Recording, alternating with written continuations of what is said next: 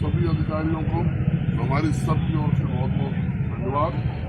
और मैं सर्व समाज के लोगों का सभी का जिसने इसमें साथ दिया है संवेदना प्रकट की है। और जो दिन से आप हमारे साथ खड़े, मैं आप सबको बहुत बहुत धन्यवाद देना चाहता हूँ। हमारी ओर से आभार प्रकट करना चाहता हूँ। और दूसरी बार प्रशासन को आपके बीच में सपोर्ट में आना पड़ा है। शिव मंदिर में दुर्घटना हुई, एक माताराम की दुर्घटना पहले गुप्ता समाज का देहांत हो चुका है और आज जागीर समाज की जो माताराम उसका दुर्घटना में आज उनका देहांत मतलब परसों हो गया था। इसको लेकर के जो परिवारजनों की जो मांग थी कि तो हमने नैतिकता के तौर पे सोचा कि हम लोग इस इवेंट को शुरू से देख रहे हैं।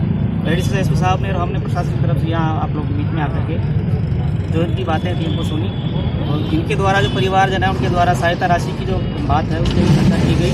कानूनी रूप से जो कार्रवाई होनी चाहिए उसकी भी चर्चा की। कानूनी रूप से जो FIR वाली बात थी एडीसी एसपी साहब ने काफ़ी विस्तार से आपका जो प्रतिनिधिमंडल था और परिवारजनों को इसमें बड़ी गंभीरता के साथ उनको समझाया है और पूरी तरह से उससे संतुष्ट भी है। और हम लोग भी संतुष्ट है कि निश्चित रूप से जो कानूनी कार्रवाई वो बिना विद्वेष के और भेदभावपूर्ण रूप से होगी, ये निश्चित रूप से तय है। जहाँ तक उसकी माताराम की जो सहायता का जो प्रश्न है उसमें जो उसका अधिकार जो बनता था चिरंजीवी योजना के तहत वो हमारी रिपोर्ट के आधार पे पंजीकृत है। वो 5 लाख की जो सहायता है राज्य सरकार के द्वारा निश्चित रूप से तय समय में उनको मिलेगी। इसके अलावा प्रशासनिक रूप चूँकि हम लोग आए हैं तो जहाँ जहाँ भी परिवार का हमें कोई न कोई लगेगा उसको भी निश्चित रूप से टेकअप करके जहाँ हमें लगेगी जगह उसको पूरा मदद करने का प्रयास करते हैं।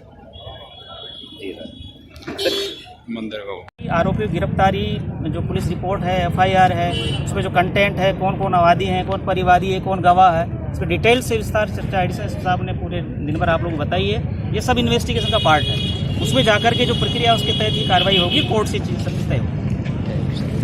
कल से जो धरना चल रहा है हमारी 3 मांगे थी जी। FIR दर्ज होनी चाहिए, दोषियों के खिलाफ कार्रवाई होनी चाहिए और हमें मुआवजा दिया जाना चाहिए। चूँकि एडिशनल एसपी ने करोड़ी से आके ही बताया कि एक केस में 2 या 3 FIR दर्ज नहीं हो सकती, पर वो उसका पार्ट होता है और जांच के आधार पर आगे बढ़ता है। सबको हमको भरोसा दिलाए इसमें हम निष्पक्षता से जांच करेंगे, कहीं किसी भी तरह का भेदभाव या पक्षपात नहीं करेंगे और हमारी भावनाएं पीड़ित परिवार के साथ है, इसमें लापरवाही नहीं होगी। हमने इस पर भरोसा किया है।